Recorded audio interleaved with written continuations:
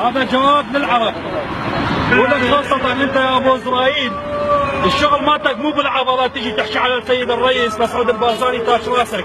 عيب عليكم يا عرب، احنا الاكراد تاج راسكم. لحد الان احنا اللي قاعد نربيكم، واحنا لحد الان قاعد نحويكم هنا، تاكلون اكلنا وتغدرون فينا وتلقطونا من ورا. عيب عليكم. وهذا جواب للشيعة. احنا الاكراد نخاف الله، احنا راح نشلع اسم الله وراح نخلي العلم العراقي بنقع، لان العلم العراقي طول عمره ما يسوى فلس.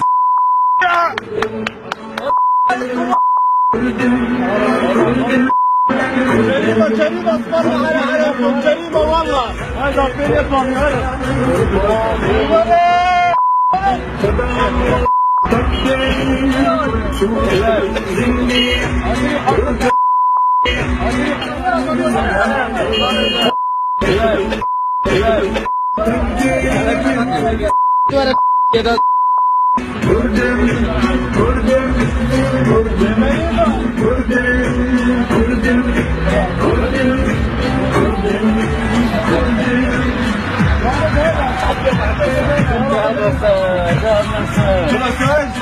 هذا جواب لكم يا عرب.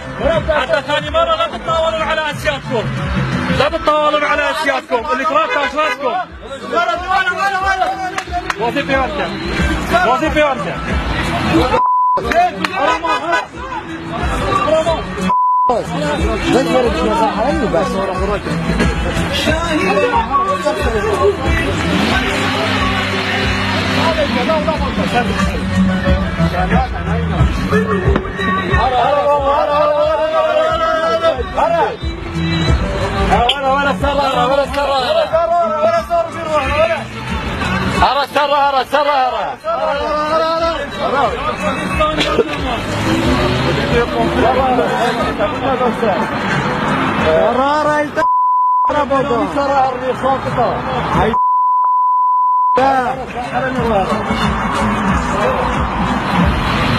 ابو اسرائيل